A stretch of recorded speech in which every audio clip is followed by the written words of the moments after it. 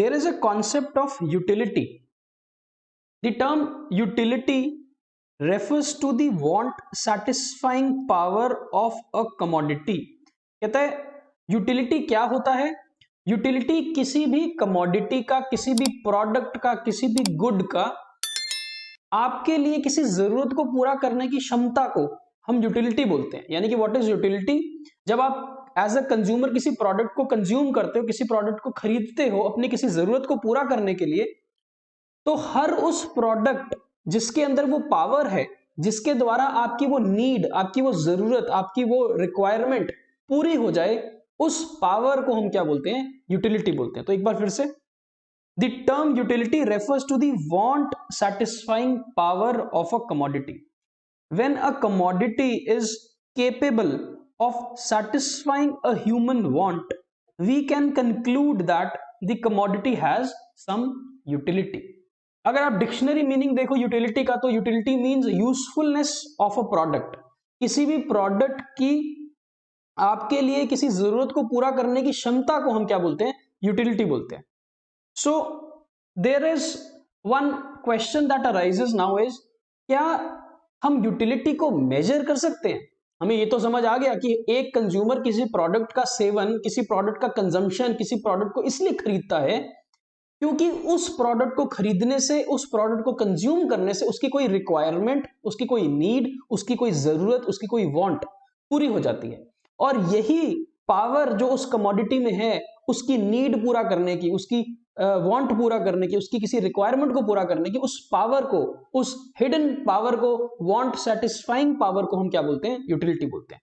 तो क्वेश्चन हमारा ये है कि क्या हम यूटिलिटी को मेजर कर सकते हैं? जैसे हम लेंथ को मेजर करते हैं, हाइट वेट को मेजर करते हैं, डिस्टेंस को मेजर करते हैं, स्पीड एंड टाइम को मेजर करते हैं, क्या as a mathematical concept utility को मेजर किया जा सकता है? तो इससे रिलेटेड हमें दो अप्रोचेस को समझना जरूरी है. तो ये बोलते हैं कि regarding utility there are two approaches और two schools of thought. One is the cardinal approach of measuring or understanding utility, and the other is ordinal approach. तो यूटिलिटी का कॉन्सेप्ट तो दोनों अप्रोचेस में सेम है, चाहे कार्डिनल अप्रोच हो चाहे ऑर्डिनल अप्रोच हो, the concept of utility is same. That is, किसी प्रोडक्ट को हम इसलिए खरीदते हैं क्योंकि उस प्रोडक्ट में हमारी किसी जरूरत को पूरा करने की पावर होती है. ये यूटिलिटी है. लेकिन अब यूटिलिटी को मेजर करने के लिए हमारे पास दो तरीके हैं, दो अप्रोचेस हैं, या तो मेजर करने के लिए या यूटिलिटी को थोड़ा और गहराई में समझने के लिए. One is cardinal and the other is ordinal. Cardinal approach जो है वो प्रोपाउंड की गई थी, वो दी गई थी, वो समझाई गई थी बाय नियो क्लासिकल इकोनॉमिस्ट. अब आपके मन में सवाल आ रहा है, सर नियो क्लासिकल इकोनॉमिक्स कौन है? जब इकोनॉमिक्स की स्टडी स्टार्ट होती है in the latter half of the 18th century, जैसे 1776 में एडम स्मिथ के थ्रू एक बुक लिखी जाती है, तो वो जो लोग थे जिन्होंने इकोनॉमिक्स स्टार्ट करी थी वो क्लासिकल इकोनॉमिक्स कहलाते हैं. देन उसके बाद एक और स्कूल ऑफ थॉट, एक और एरा आया इकोनॉमिक्स का जिसमें हम मार्जिनलिस्ट इकोनॉमिक्स की बात करते हैं, जिन्होंने मार्जिनल यूटिलिटी के कॉन्सेप्ट को डिराइव किया. And then there is another period in the beginning of the 20th century, 1900 से 1920 का जो पीरियड है, that is related to the neoclassical economics. और उसके बाद फिर मॉडर्न इकोनॉमिक्स स्टार्ट होती है जिसमें कीन्स और बाकी सारे लोग उसमें आ जाते हैं. अब न्यू क्लासिकल इकोनॉमिक्स जो थे उन्होंने हमारे को कार्डिनल अप्रोच के बारे में समझाया और उन्होंने बोला कि utility is cardinal, which means utility को हम नाप सकते हैं, मेजर कर सकते हैं न्यूमेरिकली. क्या बोलता है? New classical economics propounded the theory of consumption, that is consumer behaviour theory, on the assumption that utility is cardinal. And cardinal का मतलब क्या है? It can be measured in terms of some number और it can be measured numerically. And for measuring the utility a term util is coined which means units of utility. देखो जब हम किसी length को मेजर करते हैं तो हम ये बोल सकते हैं ना 10 सेंटीमीटर, 10 मीटर। तो what is centimetre, metre, kilometre, ये क्या चीजें हैं? These are units of measurement. Similarly cardinal approach में ये बोला जाता है कि यूटिलिटी को मेजर करने के लिए हम यूनिट ऑफ मेजरमेंट क्या लेंगे? यूटिल्स। तो what is यूटिल? यूटिल is a term which is for measurement of the unit of utility. ठीक है, नाउ कार्डिनल अप्रोच में एक बात तो हमको समझ आ गई कि यूटिलिटी को हम मेजर कर सकते हैं by giving it a term which is called utils, और नंबर्स यूज करेंगे जैसे मैथमेटिकली नंबर्स होते हैं 1 2 3 4, ऐसे ही यूटिलिटी को नाप सकते हैं। Utils are imaginary and psychological units which are used to measure satisfaction और utility obtained from consumption of a certain quantity of a commodity। तो यूटिलिटी क्या है? वांट सेटिस्फाइंग पावर है। हमको एक प्रोडक्ट से कितनी सेटिस्फैक्शन मिल रही है, हम उसको बोलते हैं कि हमें उस प्रोडक्ट से यूटिलिटी मिल रही है। अब कितनी यूटिलिटी हमको एक प्रोडक्ट देता है, हम उसको मेजर कर सकते हैं इन नंबर्स।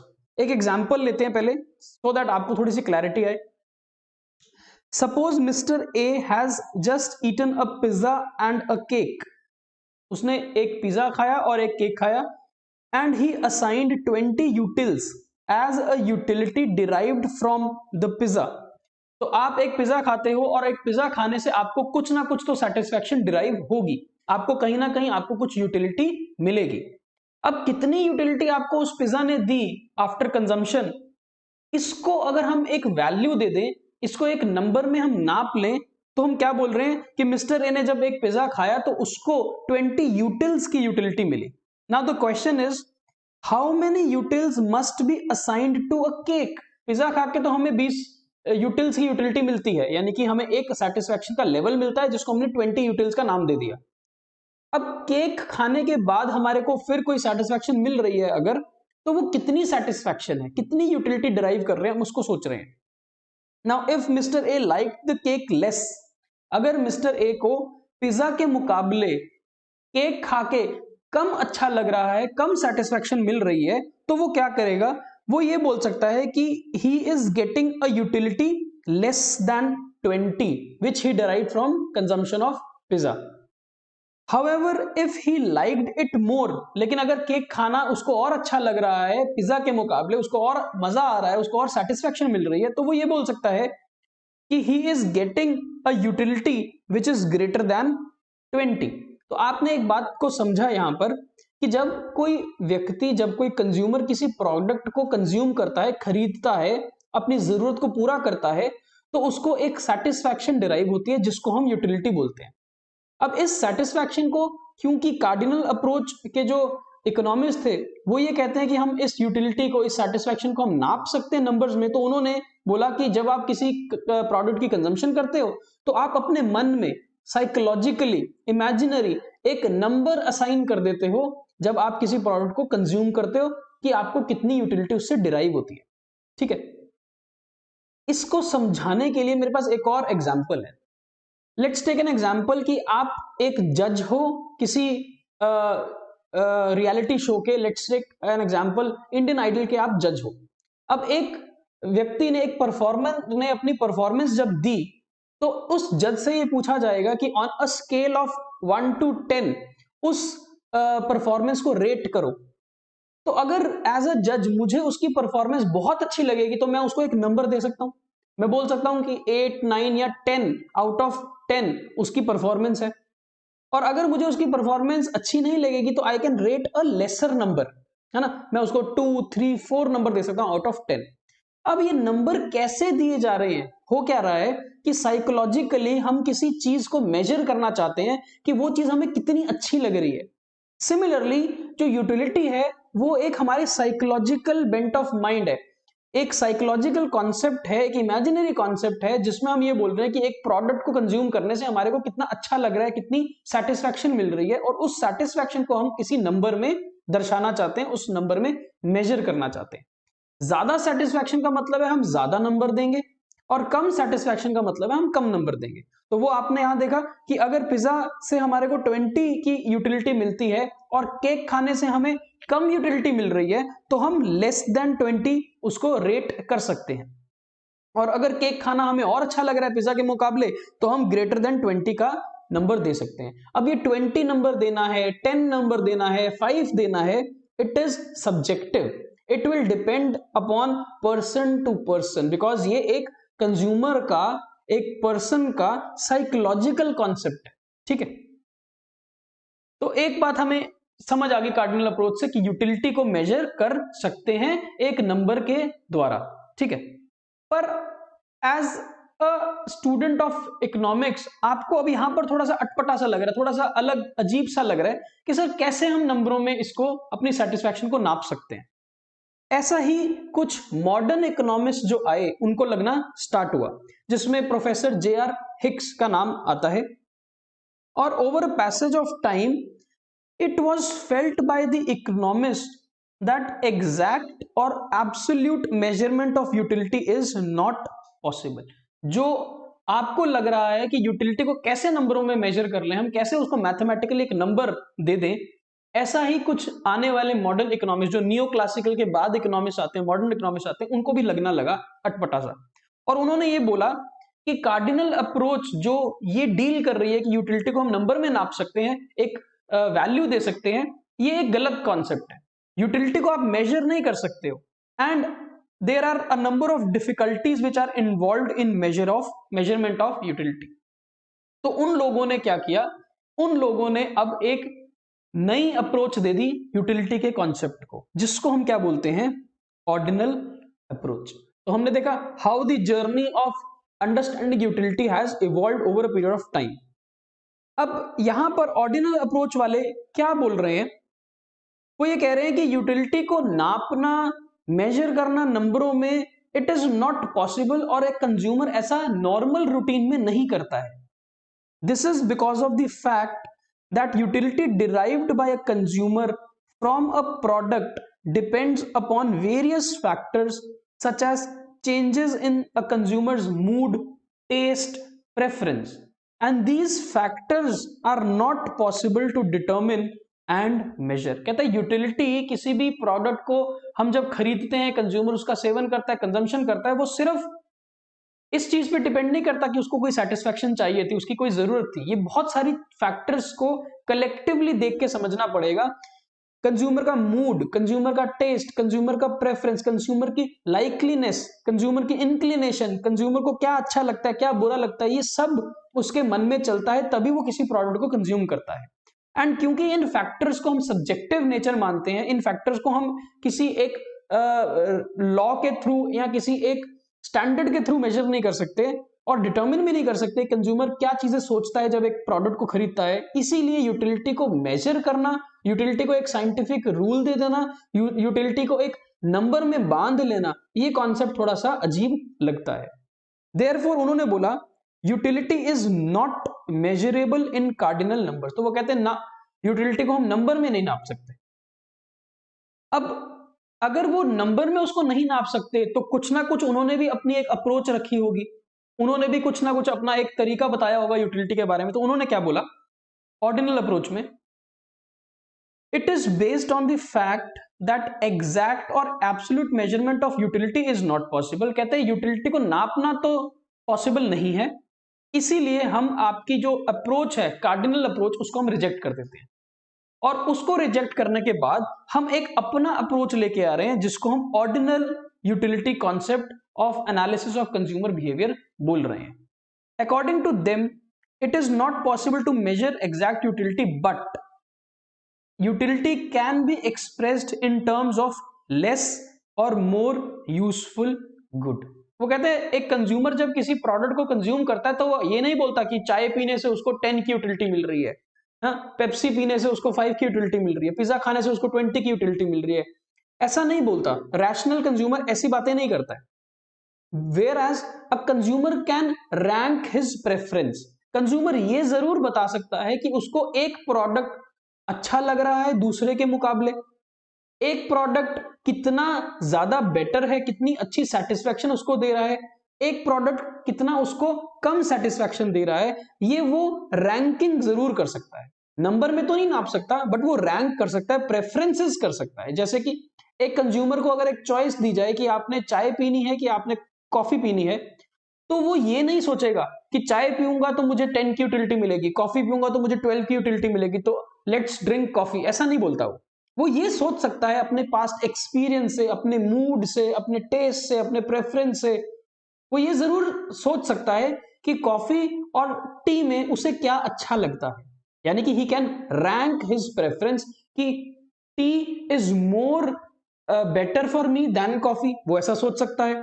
वो ये भी सोच सकता है कि नहीं, टी नहीं, मुझे तो कॉफी चाहिए बिकॉज आई लाइक कॉफी मोर। तो what the ordinal approach means is, utility को नंबर में तो नहीं मेजर कर सकते, पर आप यूटिलिटी को ज्यादा अच्छा या कम अच्छा प्रोडक्ट समझने में इस्तेमाल जरूर कर सकते हो। अ consumer can rank his preference. For instance, a consumer consumes coconut oil and mustard oil. In such a case, the consumer cannot say that coconut oil gives 10 utils and mustard oil gives 20 utils. ऐसा तो वो नहीं बोलता। वो ये बोल सकता है कि he likes mustard oil more than coconut oil. ऐसा वो जरूर बोल सकता है कि मुझे मस्टर्ड ऑयल कोकोनट ऑयल से अच्छा लगता है, जिसको हम यूटिलिटी की टर्म्स में क्या बोलेंगे कि mustard oil gives that consumer a higher utility than coconut oil. तो अगर मुझे चाय और कॉफी में से चाय अच्छी लगती है, तो मैं ये बोल सकता हूं कि drinking tea gives me a higher utility, a higher satisfaction than drinking coffee. Given a choice between apple and oranges, मैं ये जरूर बोल सकता हूं कि अगर मुझे एप्पल कंज्यूम कर लूं मैं, तो मुझे ज्यादा अच्छा लगता है देन कंज्यूमिंग ऑरेंज। तो apple will give me higher utility than consuming orange. तो आपने ये देखा, आप नंबर तो नहीं दोगे यूटिलिटी को नापने के लिए, पर आप किसी दो प्रोडक्ट्स के बीच में अपनी चॉइस कर सकते हो on the basis of ranking of your preference. In such a case, mustard oil will be given rank 1 and coconut oil will be given rank 2 by the consumer. This assumption lays the foundation of ordinal theory of consumer behavior. क्या बोलता है ये? The consumer is only able to rank or give preference to different goods, but he cannot measure utility in terms of number. तो दो हमें utility के concepts, दो thoughts हमें समझ आ गई। कार्डिनल अप्रोच इसको मैथमेटिकल नंबर देता है, इसको एक नंबर में मेजर कर सकता है, कोई भी कंज्यूमर यूटिलिटी को ऐसा बोलता है। लेकिन ऑर्डिनल अप्रोच ये बोलते हैं कि measuring in terms of number is not possible by a consumer. At the max, what he can do is he can rank his preference. He can rank what he likes more than the other product. तो अगर दो product के बीच में उसको choice दे दी जाए, Apple और orange के बीच में, तो वो ये जरूर बोल सकता है कि मेरा पहला प्रेफरेंस एप्पल है और बाद में मेरा प्रेफरेंस ऑरेंज है। ठीक है। सो ऑर्डिनल अप्रोच और कार्डिनल अप्रोच बात तो यूटिलिटी के करते हैं, पर डिफरेंट क्राइटेरिया से करते हैं। ठीक। Now what is the limitation of utility analysis? देखो, यूटिलिटी एनालिसिस हमें कंज्यूमर के बिहेवियर को, कंज्यूमर की साइकोलॉजी को समझने में मदद जरूर करेगा, लेकिन इस एनालिसिस का, इस यूटिलिटी के कॉन्सेप्ट का एक लिमिटेशन है, इसका एक दायरा है, इसकी एक बाउंड्री है। And that basic limitation of utility analysis relates to the basic assumption of utility analysis. हमने सबसे बड़ा assumption क्या ले लिया कार्डिनल अप्रोच में कि यूटिलिटी को हम मेजर कर सकते हैं। इस assumption के बेस पे हमने सारा का सारा इकोनॉमिक्स का, कंज्यूमर बिहेवियर का कॉन्सेप्ट डिराइव किया है। और यही जो assumption है कि यूटिलिटी को आप नंबरों में नाप सकते हो, मेजर कर सकते हो, यही सबसे बड़ी लिमिटेशन है यूटिलिटी एनालिसिस की। The basic limitation of utility analysis is the basic assumption that utility can be expressed in cardinal numbers. दो नंबर्स होते हैं ना मैथ्स में, कार्डिनल और ऑर्डिनल। कार्डिनल नंबर्स क्या होते हैं? Counting numbers. Cardinal numbers are counting numbers और काउंटिंग नंबर्स मतलब 1 2 3 रियल नंबर्स, है ना। एंड ऑर्डिनल अप्रोच में हम ऑर्डिनल नंबर्स की बात करते हैं। ऑर्डिनल नंबर्स का मतलब क्या होता है? फर्स्ट, सेकेंड, थर्ड, है ना, टॉप, बॉटम, रैंकिंग है ये। तो ऑर्डिनल इज मोर और लेस रिलेटेड टू रैंकिंग और preferences and cardinal relates to counting numbers. तो हमने क्योंकि अजम्पशन ली है कि यूटिलिटी को हम मेजर कर सकते हैं कार्डिनल अप्रोच में, कार्डिनल नंबर्स में, यही सबसे बड़ी उसकी लिमिटेशन है। इंप्लाइंग that utility can be measured in terms of numbers like 1 2 3. Satisfaction at best can be compared when two goods are simultaneously consumed. कहता है satisfaction को आप measure करना बहुत बड़ा challenge है, बहुत बड़ी limitation है utility analysis की। ज्यादा से ज्यादा हम क्या कर सकते हैं? satisfaction को हम rank कर सकते हैं, हम satisfaction को compare कर सकते हैं। हम ये सोच सकते हैं कि हमारे को एप्पल से ज्यादा सेटिस्फैक्शन मिलती है या हमारे को ऑरेंज से ज्यादा सेटिस्फैक्शन मिलती है। हम कंपेयर तो कर सकते हैं and it is rational, it is prudent, it is possible, but हम ये नहीं कह सकते कि एप्पल से हमारे को 10 यूटिल्स की यूटिलिटी मिलती है, ऑरेंज से हमारे को 8 यूटिल्स की यूटिलिटी मिलती है। कोई भी कंज्यूमर नंबर्स के बेस पे कंजम्पशन नहीं करता है, वो प्रेफरेंसेस के बेस पे कंजम्पशन करता है। So it is hard to express the utility in figures. It is due to this limitation of utility analysis that it is found to be little practical relevance in explaining the consumer's equilibrium.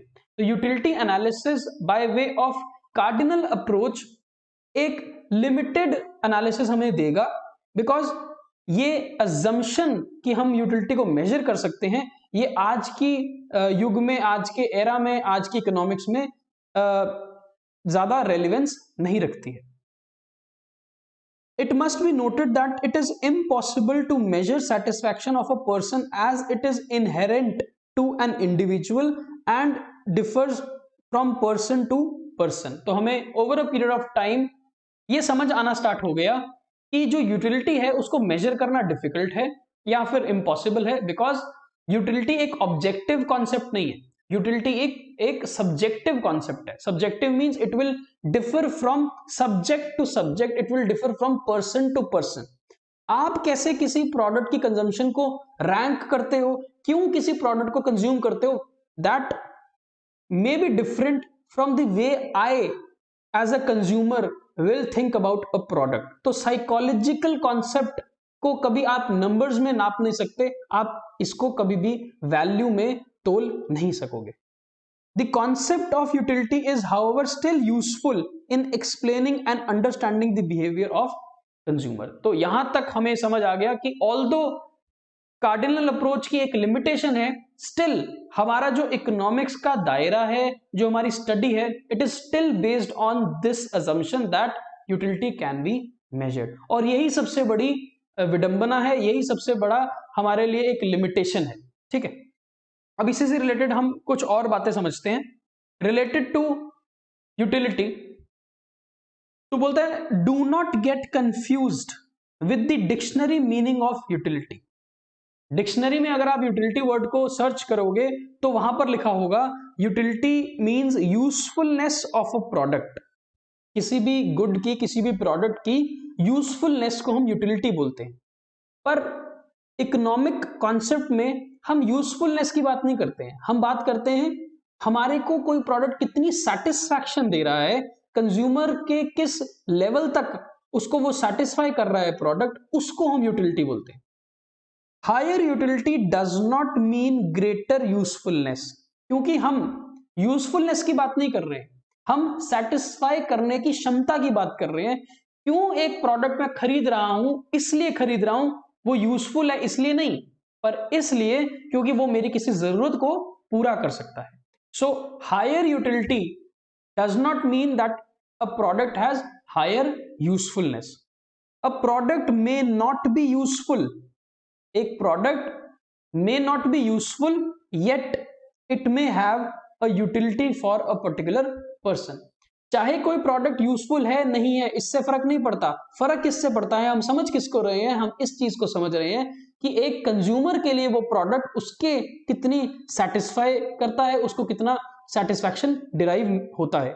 For example, liquor is considered to be harmful for health, alcohol, yet it may have a high degree of utility for an alcoholic. एक व्यक्ति जो addict है alcohol से, उसके लिए alcohol बहुत ज्यादा satisfaction रखती है, उसके लिए वो बहुत ज्यादा यूजफुल है प्रोडक्ट, पर आम जनता के लिए, आम जनजीवन के लिए उस प्रोडक्ट की कोई खास यूजफुलनेस नहीं है। So it is more of a psychological concept, it is more of a person to person dependent concept. Then satisfaction versus pleasure, इसको भी समझो। Satisfaction is different from pleasure. Pleasure और satisfaction आपको लगता सेम है, पर ऐसा है नहीं। In fact, satisfaction need not involve actual pleasure. इसको एक एग्जांपल से समझो। Treatment of a patient for any disease or ailment will give him great satisfaction, है ना। अगर मैं रोगग्रस्त हूं, अगर कुछ मुझे बीमारी है, मुझे इलाज करवाना है, और अगर मेरा इलाज हो जाए, ट्रीटमेंट हो जाए, तो मुझे उससे बहुत सेटिस्फैक्शन मिलेगी, मैं बहुत रिलैक्स हो जाऊंगा, मेरा मन शांत हो जाएगा, मुझे अच्छा लगने लगेगा। पर ये सेटिस्फैक्शन प्लेजर नहीं है। It is not pleasurable to get a disease and then get treated. So it does not provide any pleasure as it is merely a relief from pain. तो आपको ये समझना है कि satisfaction की बात यूटिलिटी करता है, प्लेजर की बात यूटिलिटी नहीं करता है। Utility is subjective, utility varies from person to person. एक व्यक्ति को एक प्रोडक्ट क्या यूटिलिटी देता है, क्या सेटिस्फैक्शन मिलती है उसको, वो डिफर कर सकता है दूसरे व्यक्ति से। For example, a thirsty person will derive more utility from drinking water in comparison to a person who is not thirsty, because it will depend upon the nature and fact of the circumstances, and it will be different from person to person, because ये psychological concept है, ये दिमाग का analysis है कि एक consumer के मन में क्या बीतता है, क्या चलता है जब वो किसी प्रोडक्ट को कंज्यूम करता है। ठीक है, so this is all about utility.